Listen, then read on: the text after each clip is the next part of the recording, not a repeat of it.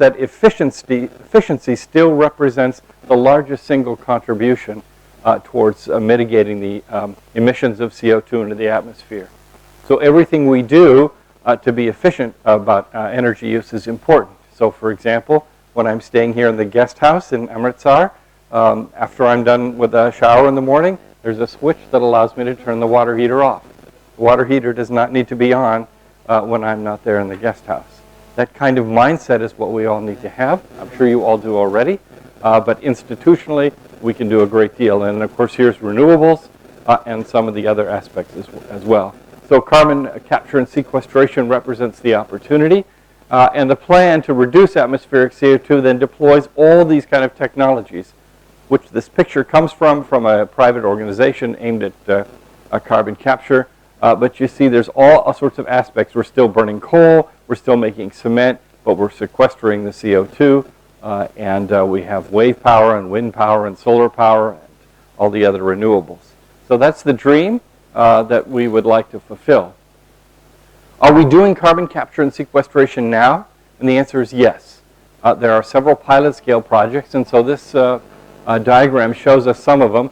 The blue ones represent carbon capture technologies that are being used to deploy to get more oil out of the ground. Enhanced oil recovery, or EOR. So you can see that's a bit of a double-edged sword. We're learning, or our colleagues are learning how to capture carbon dioxide and use it, but the use is just to make more carbon dioxide in the atmosphere. Nevertheless, that technology has been important for us to learn, and then in the green bars here represent a dedicated geological storage processes that are going on. We're more or less here. Unfortunately, some of these, such as the Boundary Dam project, were shut down for political reasons. But I will mention in more detail a little later on about the Sleipner project and some of these other projects that are going on. So the answer is carbon capture and sequestration is not science fiction. It's used already to produce more oil, and in a few cases it is currently or proposed to mitigate CO2 into the atmosphere. So the idea, timing is a little off here. The idea is to look at carbon dioxide from a source. We want to sequester it underground, make a sink, and we need a process by which we can do that. And for the next few lectures then, we're going to focus on using adsorption to remove CO2 from the exhaust stream of power plants. We're going to talk about adsorption. Notice the different letters here, very different technologies. We're going to talk about membranes as a way to do this. And we're going to look at it from the point of view of both the exhaust gases from coal-fired power plants and the notion of taking CO2 directly out of the air. My own personal research and the research of my research students focuses on capturing CO2 from the air and from the exhaust gases. With the exception of a few slides tomorrow or Friday, I'm actually not going to talk explicitly about my research. I'm talking more generally about these issues. I do want to mention the notion of air capture because it's a rather extreme technology. In a few hours, maybe less, and maybe tomorrow at 2 o'clock, we'll discover how much energy it takes to actually remove CO2 from a flow stream.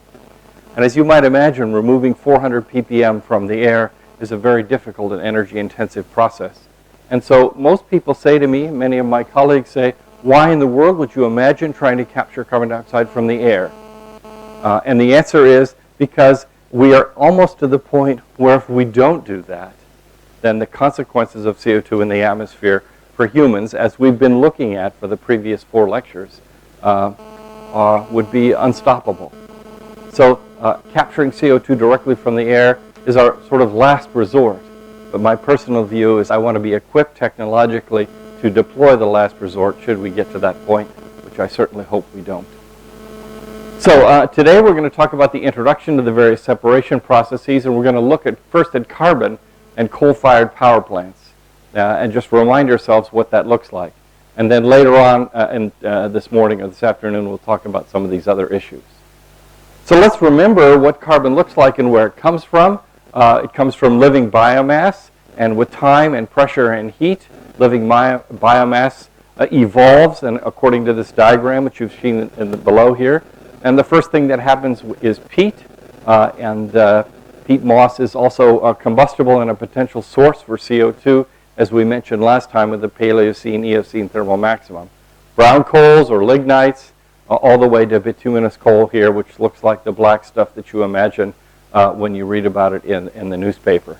So that's the source, and that's the type of coals we have. They have different heating value. That is to say, when you burn them, you can produce different amounts of electricity depending on the source of the coal.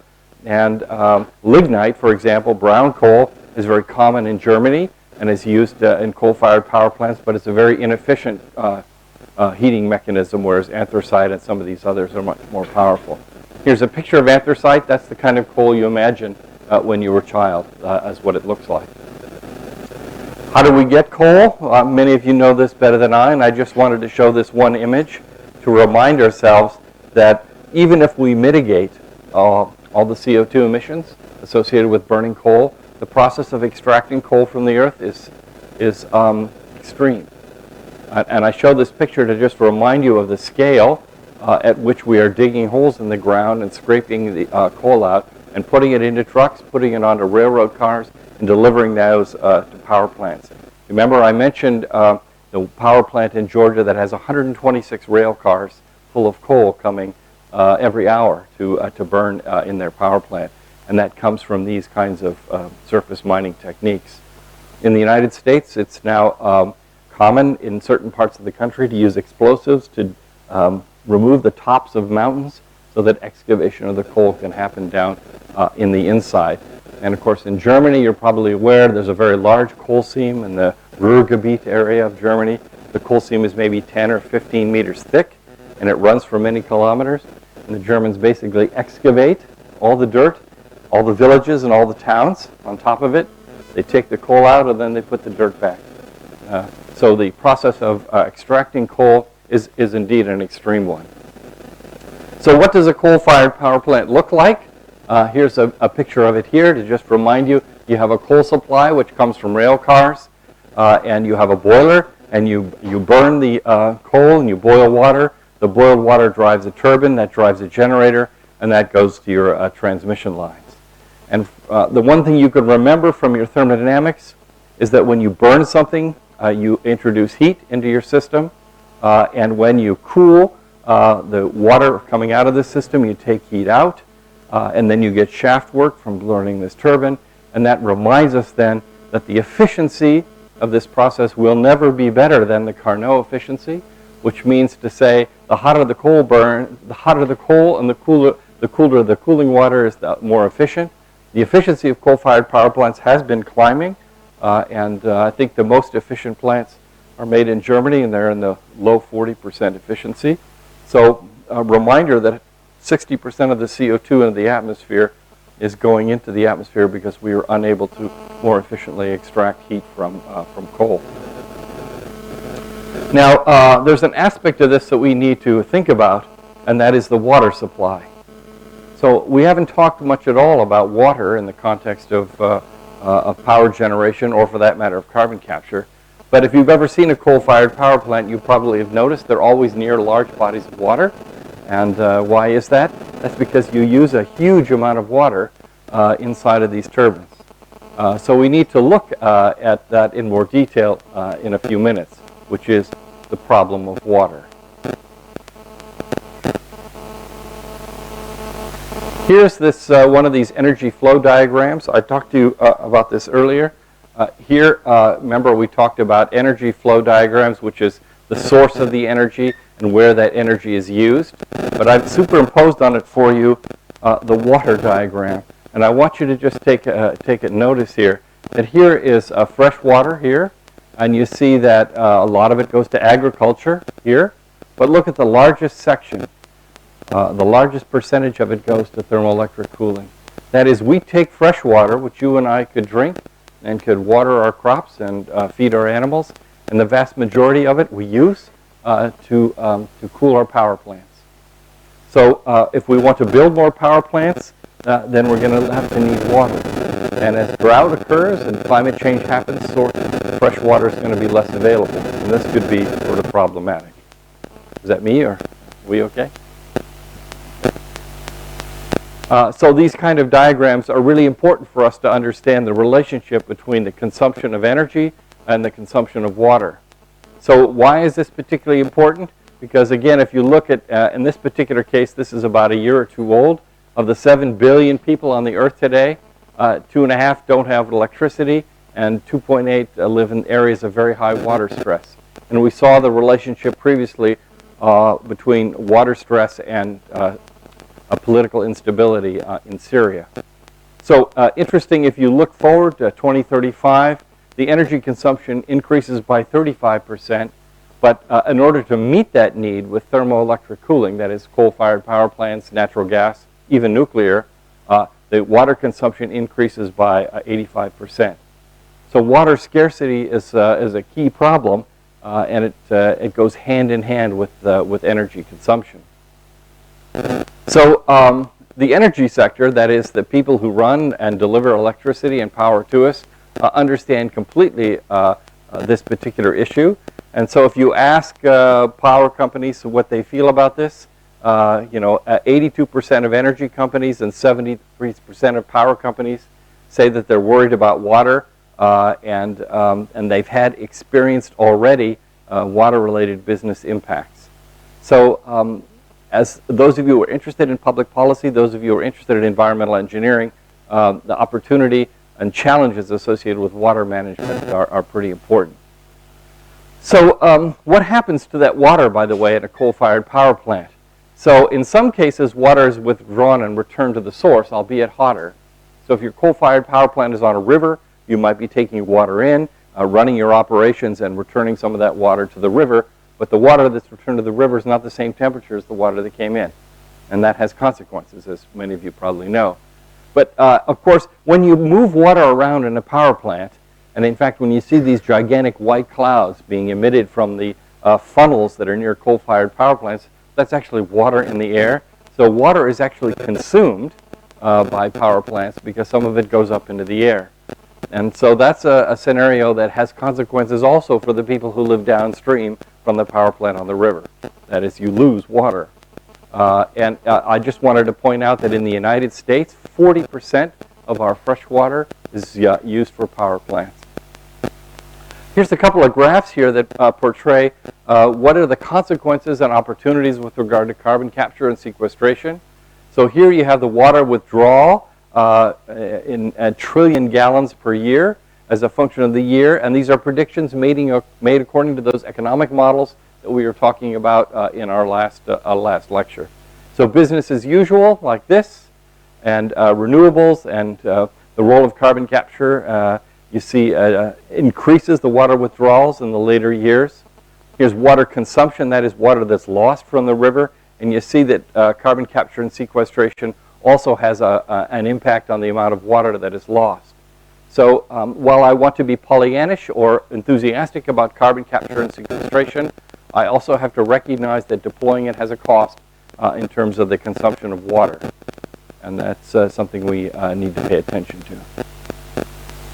So what are the process options for capturing carbon dioxide from coal-fired power plants? That is, how exactly are we going to do it? And so to do that, we have to remind ourselves what is the process flow diagram for a coal-fired power plant. We have air and coal coming in. It's difficult for me to convey to you. I wish I had a video. I actually had one, but the company took it offline. I'm not quite sure why.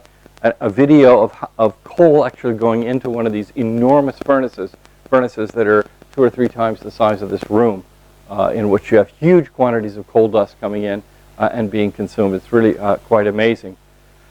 Coal is, of course, a dirty substance. It has many things in it. So in the United States, anyway, there are laws requiring the removal of nitrogen oxides. This results in some forms of acid rain. The world's supply of mercury in the atmosphere actually comes from coal. And so we need to remove particles and mercury and remove the sulfur oxides, another acid rain component. These are existing technologies that are deployed in many newer power plants. In some older ones they are not, and they represent, and then here's your flue gas. The combustion gas is coming out the top, and of course your steam running the electric turbine.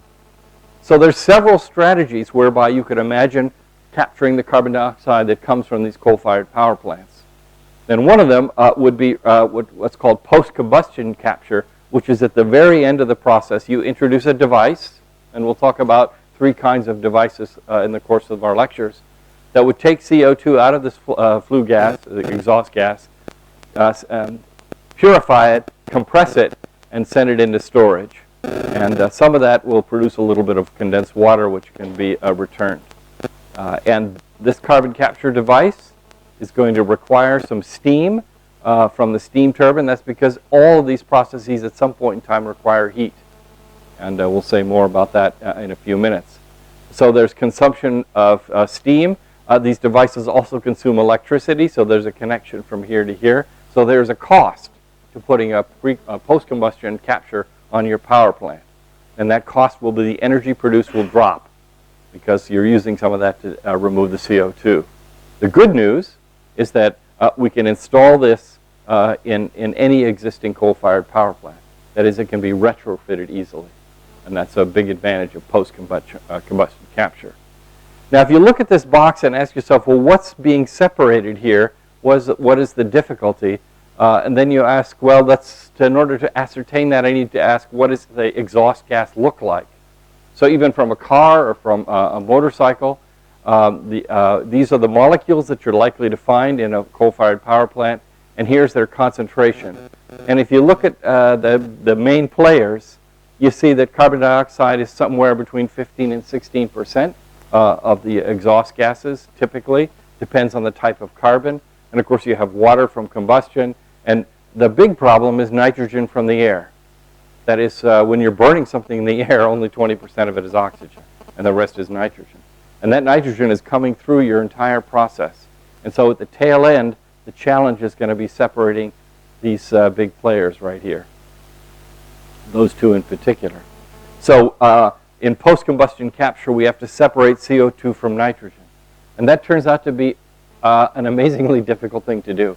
The molecules are very similar in size and weight and so forth. And that proves to be the big problem. So CO2 is separated from nitrogen after the fuel has been burned in air. And so the flue gas then is mostly nitrogen, and then the gas that comes out here is mostly CO2. A little water comes out, and then you're all ready to go. Now there's another strategy. Why are we bothering to carry the nitrogen through all along? Why not start the combustion process in the first place by taking the nitrogen out of the air? So this would be a pre-combustion technology, sometimes called oxycombustion. And the idea is at the front end of your power plant, you have a box, a device, which separates nitrogen and oxygen in the air, and then delivers to the boilers, that is the things that burn, that produce the steam, pure oxygen. These involve cryogenic separations, that is to get nitrogen and oxygen separated from air. You first have to cool it down to about 70 degrees Kelvin, that is 70 degrees above absolute zero, and then you distill it and remove it. It's a very energy intensive process. Very difficult to do, but it's commercially available. And of course, if you're burning coal and pure oxygen, then of course the combustion is a little bit different than it is when you burn in air. I'm not sure about you, but when I was a child, one of the things my chemistry instructors used to do was put steel wool in a jar of a pure oxygen and light the steel wool, and it would just combust very vigorously as a reminder that burning in pure oxygen is highly exothermic. And so what you need to do is take some of the carbon dioxide from your process and bring it back and dilute the oxygen with more carbon dioxide. And that way the temperature at which you run your boiler is kept to the same kind of range that you would for burning air. So that technology is all pretty much in place. And so now you have to ask, well, what's the separation required in order to run this? Well, first of all, we have to get water out of CO2. That turns out to be easy to do. Water condenses very easily. That's not a problem. But the big problem is separating oxygen from nitrogen. That's expensive and very clumsy to do.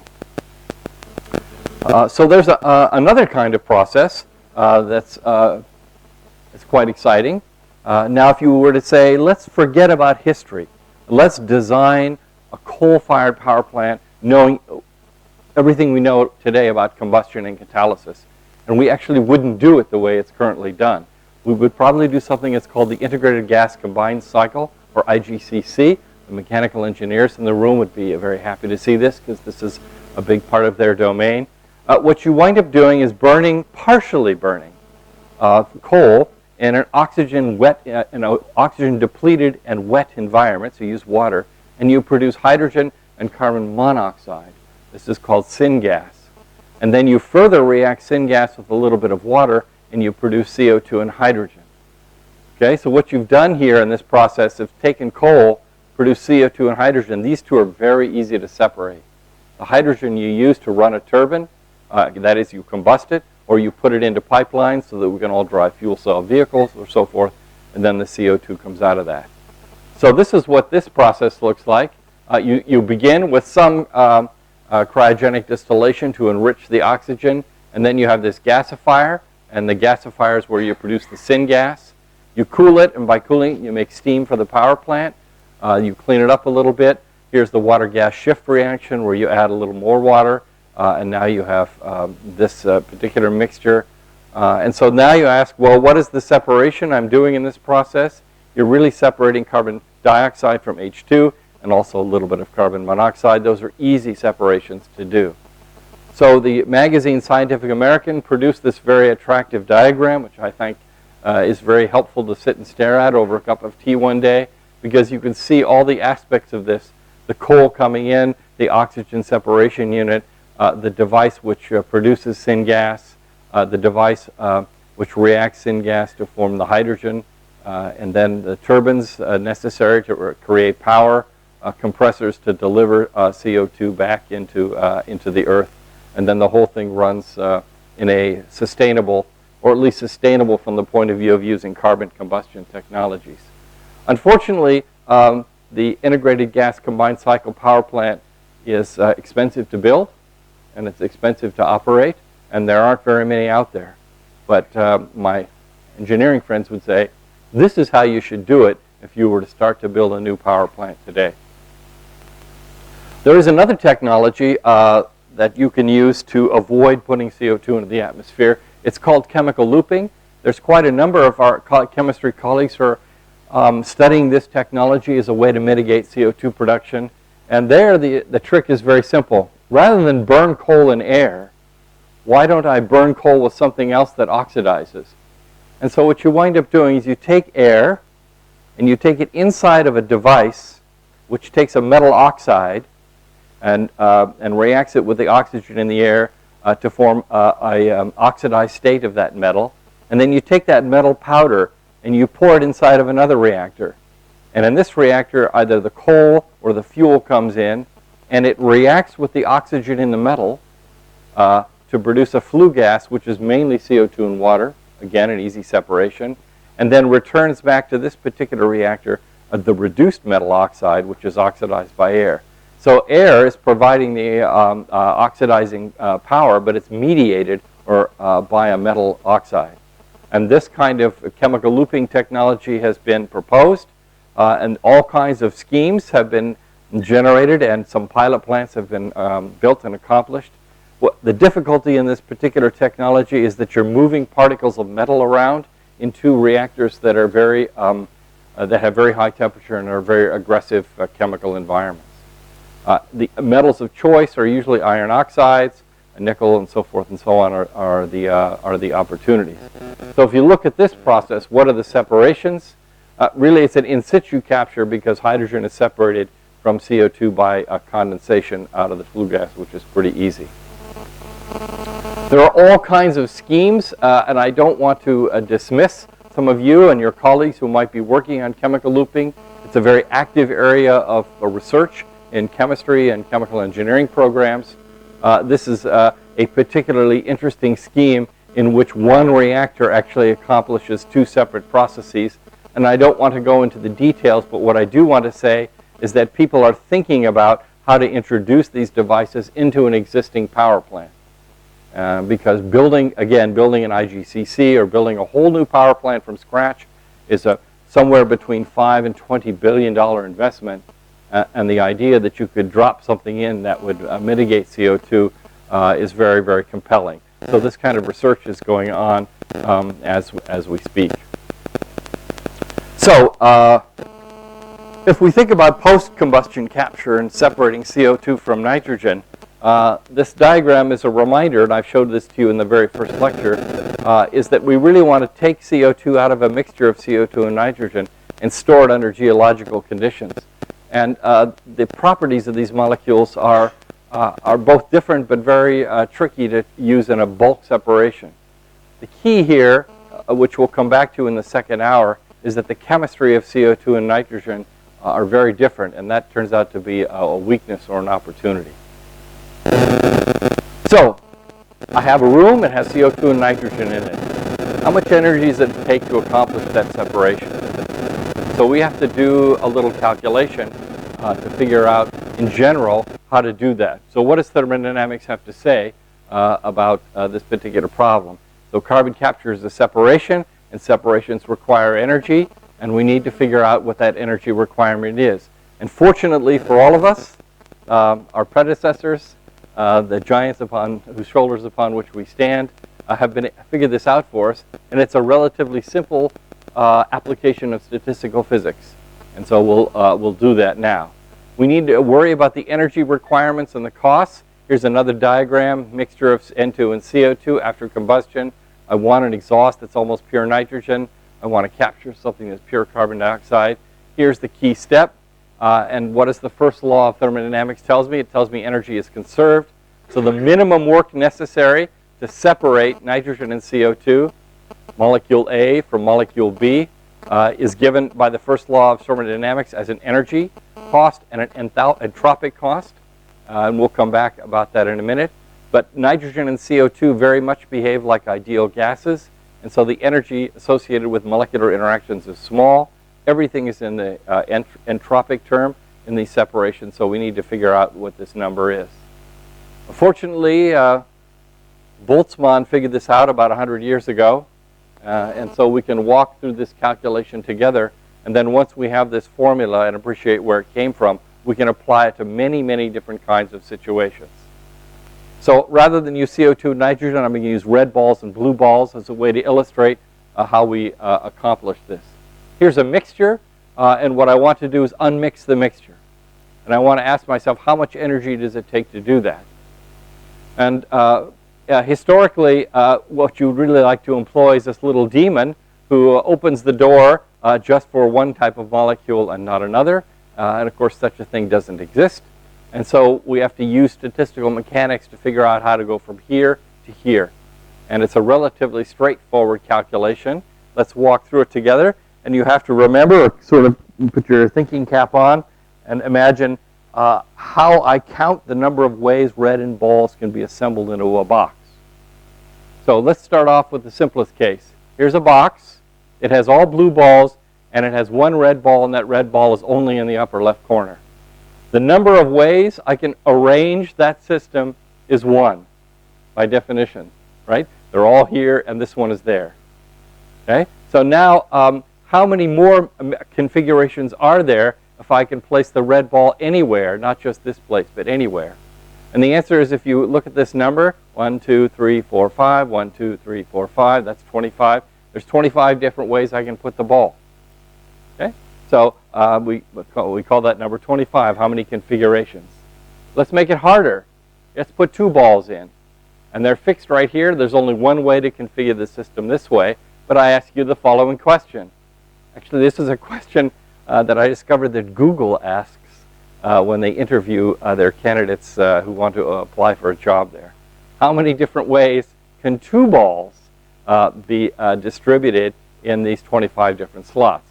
Well, it turns out it's 25 times 24 divided by the number of balls, too. There's 300 different ways to do that.